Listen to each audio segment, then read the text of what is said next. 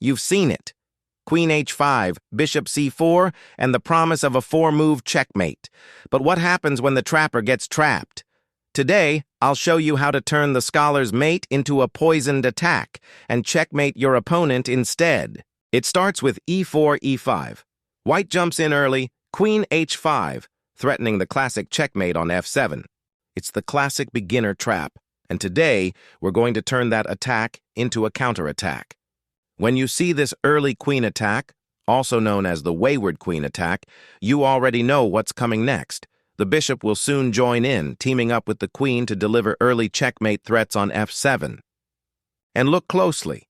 The white queen isn't just out for a stroll, she's also attacking the e5 pawn, aiming to give a check on e5 if you're careless. That's why black needs to protect the e-pawn immediately. A common beginner mistake here would be pushing the g-pawn to g6. It looks natural trying to chase the queen away. But that move loses instantly. The queen captures the e5 pawn, giving check and forking the rook at the same time. Instead, the correct move is knight to c6. Solid, simple, and effective. It defends the e5 pawn, develops a piece, and keeps the position completely safe. Bishop to c4, the signature setup from white. Queen and bishop team up, both targeting the f7 square. Now white is expecting another classic beginner mistake, attacking the queen right away with knight to f6. But that would be a careless blunder because it walks straight into the scholar's mate. Now, we calmly respond with g6, shutting down the queen's f7 threat and preparing to fianchetto our bishop to g7.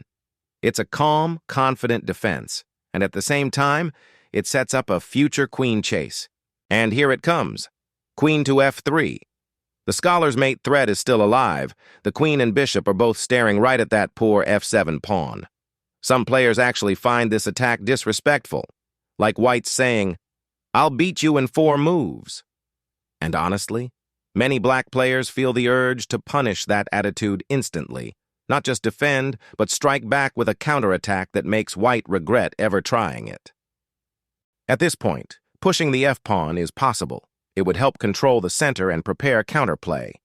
But the best move here is still knight to f6. It's perfectly timed, safely developing while being backed by the black queen, and it completely shuts down any remaining scholar's mate ideas.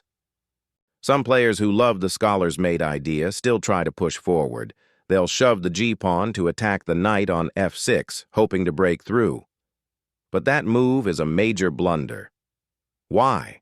Because now black's counterplay is ready, and what was supposed to be an attack quickly turns into a total collapse for white.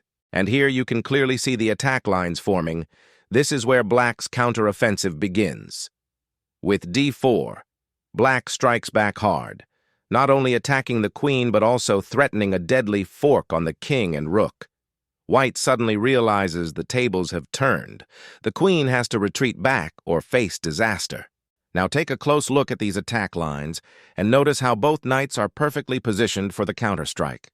White's next move is pushing the d-pawn, trying to attack the bishop.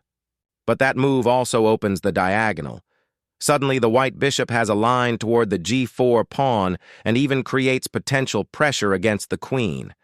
It looks active for white, but it's actually walking into deeper tactical trouble. After e takes d4, white wisely avoids capturing with the bishop. That would walk straight into the knight's radar and lose control of the position. But then comes the real punishment. Bishop takes g4, a precise strike that removes a key defender and opens up the entire king side for attack. White doesn't have many good options left, so they try to block with f3. That square is defended by the knight, but also under heavy fire from the queen. It's a desperate attempt to push the bishop away. But here comes the killer move, knight to e4. An absolute brilliancy. It looks like a sacrifice, but it's not really a sacrifice at all. It's pure tactical genius, unleashing unstoppable pressure on the king while every white piece is tangled up in defense. The c-pawn captures the bishop, thinking the danger is over, but it's far from it.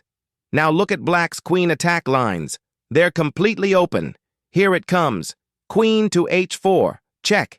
The white king has only one escape square, f1, and that's exactly what black wanted, because now, Queen to f2, checkmate. Game over. White just fell victim to their own poison. The would-be checkmater gets checkmated instead. And don't forget to subscribe to Timurs Tactics for more brilliant counterattacks, traps, and chaos over the board.